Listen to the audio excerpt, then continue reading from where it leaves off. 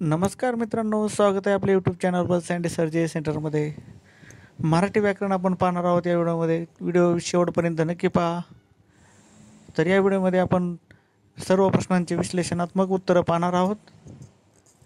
शेवटपर्यंत व्हिडिओ नक्की पाहिल्यात आपल्याला सर्व प्रश्नांचे निराकरण होईल.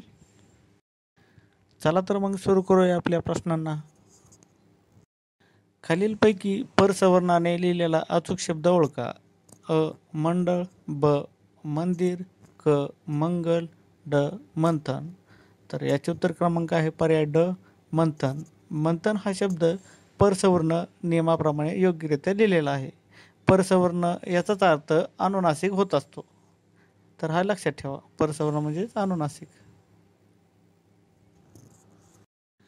मराठी भाषेत क्ष व ज्ञ ही काय आहेत? तर अ. मृदुव्यंजने, ब.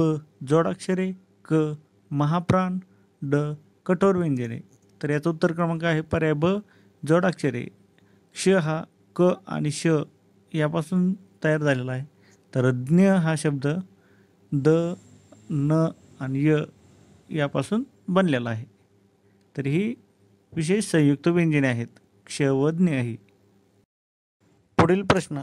सत्यार्थ प्रकाश या शब्दामध्ये संधी झालेले अनुक्रमे मूलध्वनी, स्वर, व्यंजन किती आहेत? पर्याय अ. 15, 6, 9. पर्याय ब. 14, 6, 8. पर्याय क. 16, 7, 9. पर्याय ड.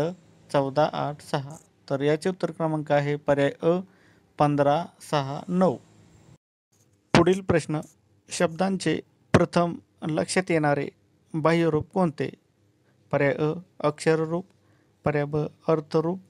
पर्याय क. मूलवर्णरूप. पर्याय ड. चिन्हरूप. तर याचे उत्तर क्रमांक आहे अ. अक्षररूप. पहिले लक्षात येते ते शब्दांचे दृश्य स्वरूप असते. पुढील प्रश्न.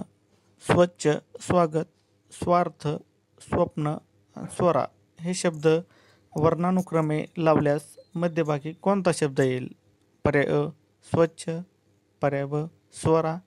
पर्याय क. स्वप्न. पर्याय ड. स्वीकार. याचे उत्तर क्रमांक आहे पर्याय ब. स्वरा. वर्णानुक्रमे मग याचाच अर्थ स्वरानुसार. पुढील प्रश्न. सिंह या शब्दातील अनुस्वाराचा उच्चार कोणत्या शब्दातील अनुस्वारासमान होतो? पर्याय अ. पतंग. पर्याय ब. वंदन. पर्याय क. संशय. पर्याय ड. श्रीखंड. तर याचे उत्तर क्रमांक आहे पर्याय ब. वंदन. सिंह मधील अनुस्वाराचा उच्चार ड प्रमाणे होतो, जो वंदनमध्ये आहे. पुढील प्रश्न. व्यंजनाने शेवट होणे या अर्थी खालीलपैकी कोणता शब्द बरोबर आहे? अ. व्यंजनात. ब. व्यंजनांत. क. व्यंजनांत. ड. व्यंजनामध्ये. तर याचे उत्तर क्रमांक आहे पर्याय ब. व्यंजनांत. अंत म्हणजे शेवट. व्यंजन अधिक अंत बरोबर व्यंजनांत. व्यंजनाने शेवट होणारा. पुढील प्रश्न. झेंडू, पांढरा, डिंक, तोंड हे शब्द परसवर्णाने लिहिल्यास विसंगत शब्द ओळखा. पर्याय अ. डिंक. पर्याय ब. पांढरा. पर्याय क. तोंड. पर्याय ड. झेंडू. तर याचे उत्तर क्रमांक आहे पर्याय ब.